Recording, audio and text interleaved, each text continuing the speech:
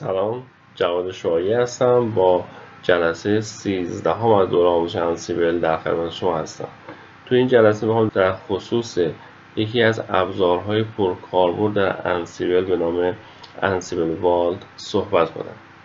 توسط این ابزار ما میتونیم بیایم و داده‌های حساس مثل پسوردها و کلیدهای خصوصی رو به جای اینکه در فایل هایی به صورت پلین تکست نگهداری کنیم، در فایل هایی به صورت رمز شده قرار بدیم. انسیبل والت از الگوریتم AES 256 برای رمزنگاری داده‌های حساس استفاده می‌کنه. در مجموع انسیبل والت ابزاری هستش برای نگهداری و رمزگذاری روی فایل ها و داده های حساس.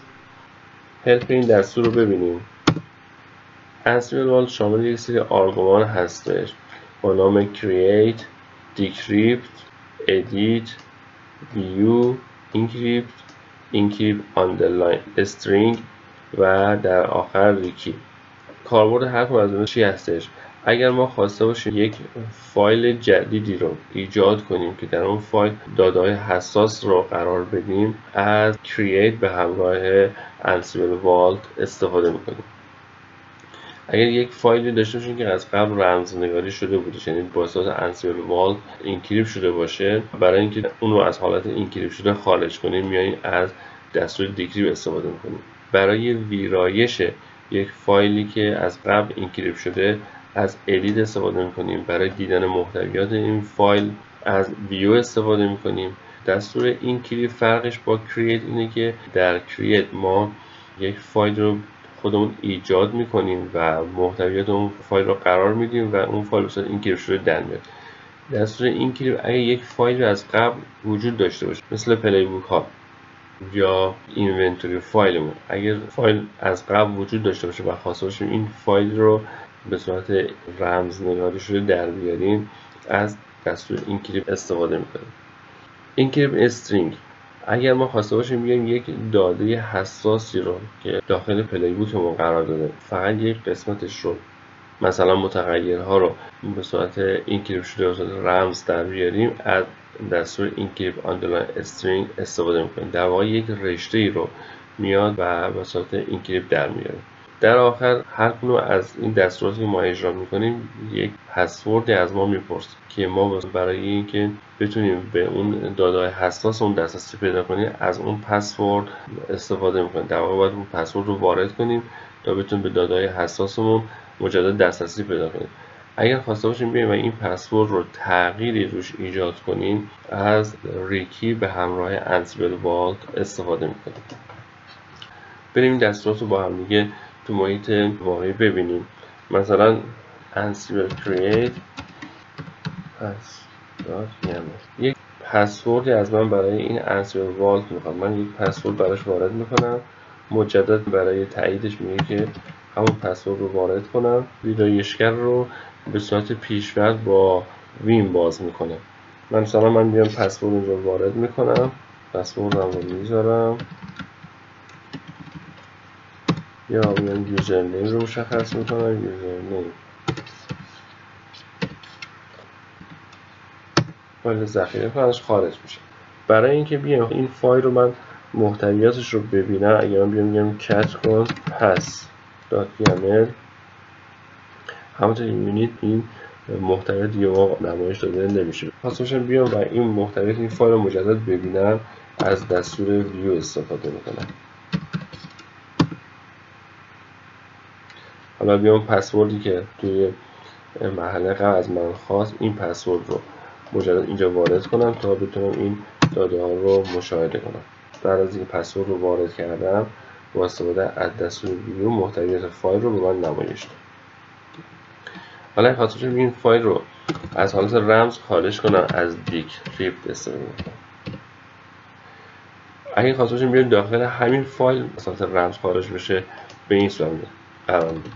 ولی اگه خاطرشون بیایم توی یک فایل دیگه محتویاتش رو بگیم توی یک فایل دیگه برای ما قرار بده، دستور اوتپوت استفاده میکنیم. مثلا as2.yaml به این صورت استفاده میکنم. پسورد رو وارد میکنم، ls بگیرم کت کن پس دات یمل. این فایل هنوز رمزگذاریه ولی بهش گفتم که این فایل رو داخل پس 2 قرار بده.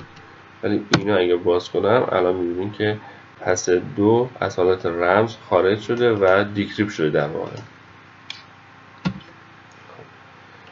انسیبل داش والت برای ادیت کردنش میگه انسیبل داش والت ادیت کن پس دات یمل. پسورد رو وارد میکنم. مثلا پسورد رو میخوام تغییر بدم. فایل رو بعضی جا تغییر دوباره ذخیرهش میکنم. خب انسیبل داش والت نیو از دات یمل. همونطور می‌بینیم تغییراتی من ایجاد کردم اینجا نمایش میده. تا اینجا ما اومدیم یک فایلی رو خودمون ایجاد کردیم و اومدیم حالا محتویاتش رو مشاهده کردیم. اگر ما یک فایلی از قبل داشته باشیم، به عنوان مثلا گفتیم پلی بوک یا یک اینونتوری فایلی داشته باشیم که می‌خواسته باشیم روی محتویات اون رو رمزنگاری کنیم، این بار از انسیبل والت اینکریپت استفاده می‌کنیم. وقتی ما یک فایل یا یک متغیری رو با استفاده از دستورات انسیبل والت کرییت یا انسیبل والت اینکریپت میایم به صورت رمز شده در میاریم، برای اینکه اون فایل ها رو از حالت رمز شده خارجش کنیم، یک پلی بوک رو اجرا کنیم که نیاز به فراخوانی پسورد داشته باشیم، بعد بیایم از سویچ های اسک داش والت داش پس یا اینکه اگر فایل باشه میگیم والت داش پسورد داش فایل استفاده میکنیم و یا اینکه از دستور والت داش آیدی ادساین پرامپت. البته من توی کتاب آقای بروسان رو که نگاه میکردم، آقای بروسان تو کتابشون به این نکته اشاره دارن که از نسخه 2.4 انسیبل به بعد به جای والت پسورد فایل یا از والت پس از والت آیدی استفاده کنیم، چون هر دوتا این دستورات گفته دپریکیت شدن. پس ما توی مثالامون به جای اینکه بیایم از والت پس یا والت پسورد فایل استفاده کنیم، از خود والت آیدی استفاده میکنیم. cd manage ls بگیرم کت میکنم فایل اینونتوری رو. همونطور که مشاهده میکنید من توی این فایل یوزر رو، پسورد، حتی پورتی که وارد کردم همه صورت پلین تکست هستن و تمام این داده های حساس قابل مشاهده و در دسترس هست. خب پس من میام با استفاده از انسیبل والت اینکریپت این فایل رو به صورت رمزنگاری شده در میارم. انسیبل داش والت اینکریپت اینونتوری. یک پسوردی از اون میخوام، من این پسورد رو وارد میکنم.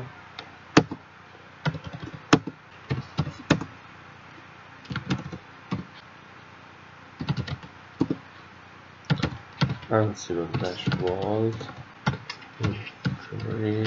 اینکریپت اینونتوری. فایل رو به درستی به حالت رمز شده واردش کرد، اینکریپتش کرد، کت میکنم اینونتوری رو، فایل به صورت رمز شده در اومد. خب حالا من خواستم باشم بیام داخل یک پلی بوک از این اینونتوری استفاده کنم، به چه صورتی کار انجام میدم؟ یک یوزر جدید میخوام ایجاد کنم، میگم که انسیبل داش پلی بوک داش آی اینونتوری، مود چک اجراش میکنم دستورم رو. الان این به من باید یه خطایی بده. چرا؟ چون دارم یک فایلی که اینکریپت شده رو اجراش میکنم ولی پسورد رو وارد نکردم. پس میام بهش میگم داش داش، البته هم از داش والت داش پس استفاده کنم، به این صورت بیام پسورد رو وارد کنم. خب این پلی بود اجرا میشه، حالا کنسلش کنم، یا اینکه بیام همونطور که گفتیم به جای این دستور از والت داش آیدی ادساین استفاده پسورد رو وارد میکنم، شروع به اجرای پلی بوک میکنم که در واقع ایجاد یوزر هستش. یوزرمون رو به درستی ایجاد کرد. پس دیدیم که با استفاده ترکیب والت آیدی و ادساین پرامپت اومدیم و پسورد رو به این صورت به پلی بوکمون معرفی کرد. خود فایل یوزر رو کت بگیرم، یوزر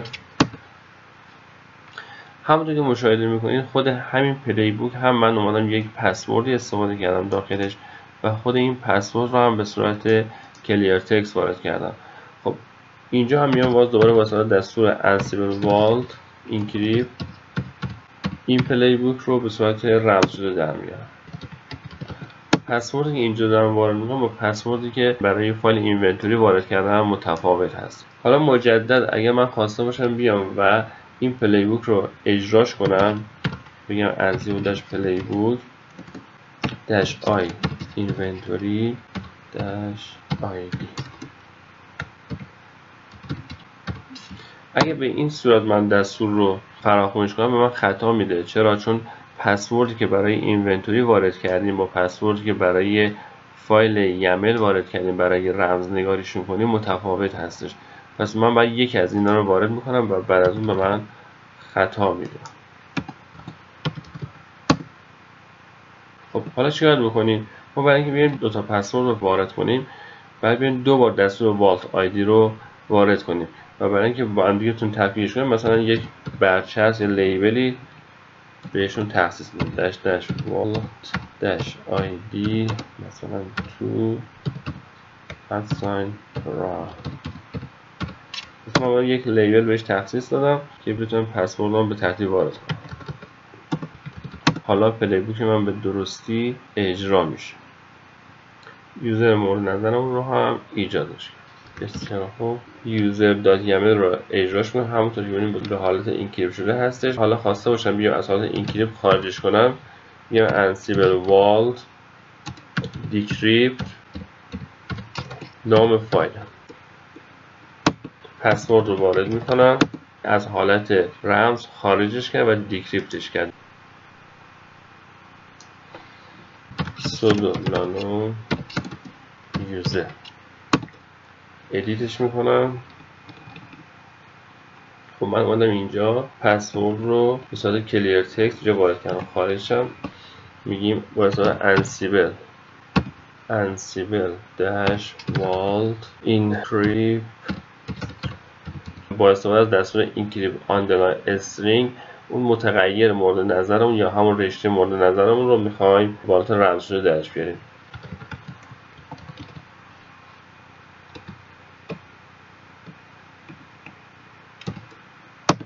پسورد رو وارد میکنم.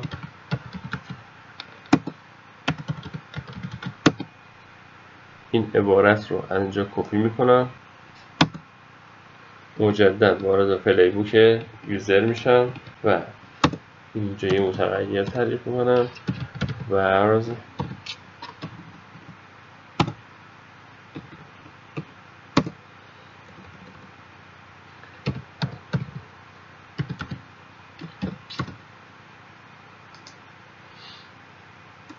و داخل فایلم این متغیر رو فراخوانی میکنم.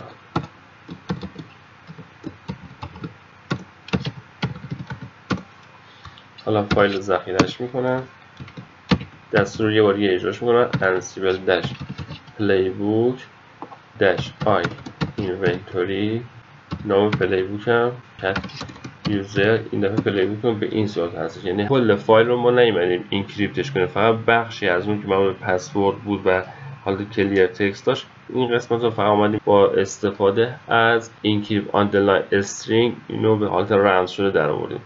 خب دستور یک بار دیگه اجراش میکنم.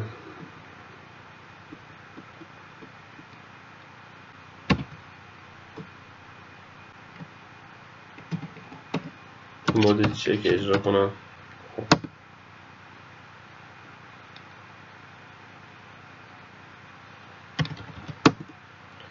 پسورد دوم من مربوط به این بار پسورد همون رشته هستش که به صورت اینکریپت در آوردم.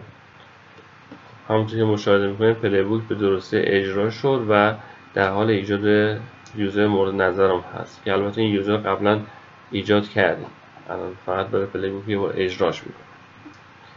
خب پلی بوک به درستی اجرا شد چون با همین نام یوزر از قبل وجود داشت فقط حالت اجراش به درستی اجرا شده داره نمایش میده. میریم سراغ آخری آرگومانش که انسیبل داش والت ریکی بودش. گفتیم ما با استفاده از انسیبل والت هر فایل رو که اینکریپت کنیم در واقع یک پسوردی روی اون فایل داریم قرار میدیم که با استفاده از والت آیدی پراپ همون رو فراخوانی میکنه و پسورد رو مجدد وارد میکنه تا بتونه پلی بوک اجرا بشه. حالا من برای اینکه این پسورد رو بتونم تغییر بدم میام آرگومان یا دستور ریکی استفاده میکنم. ansible-vault ریکی مثلا اینونتوری رو پسورد فایل شما رو تغییر بدم. پسورد قبلیش رو وارد میکنم، پسورد جدید رو وارد میکنم. این پسورد به درستی تغییر کرد. حالا خواستم تستش کنم میام ansible-vault view inventory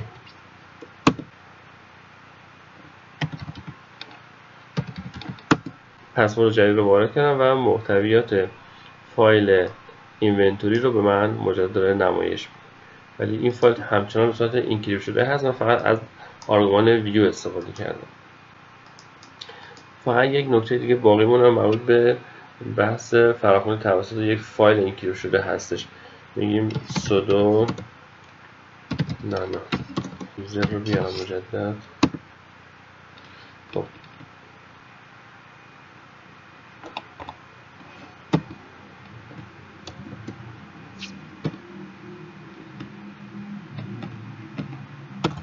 ما این خواسته باشیم به جای متغیر معمولی از یک فایل استفاده کنیم اون تمام این پسوردهای ما داخل اون فایل قرار داده شده باشن و به صورت اینکریپت شده باشه، میایم از ورز فایل استفاده میکنیم و متغیرمون رو اونجا داش پسورد. خب پس wd اونجا باشه. اسم بگیرم یوزر پکیج بگیم sudo nano اسم فایل رو داریم پس wd.yaml پس wd دو نقطه پسورد رو وارد میکنم 123 فایل ذخیرهش میکنم خارج میشه. حالا میام این فایل رو میخوام اینکریپتش کنم ansible-vault encrypt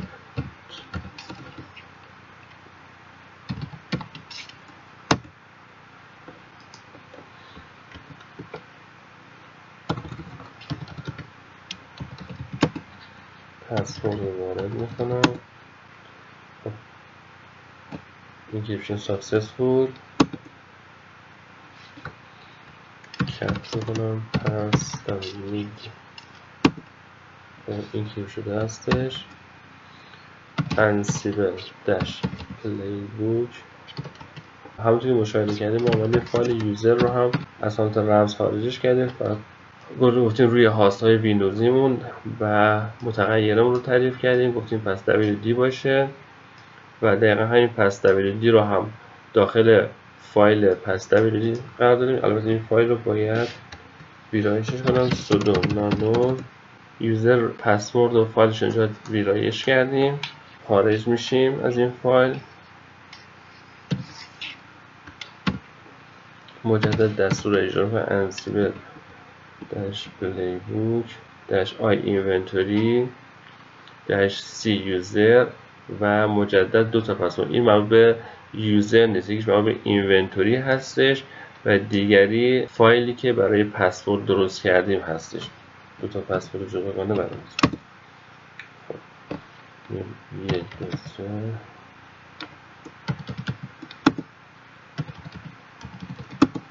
میره سراغ اجرای پلیبوکمون، میره سراغ اجرای تسکمون که کرییت یوزر هستش.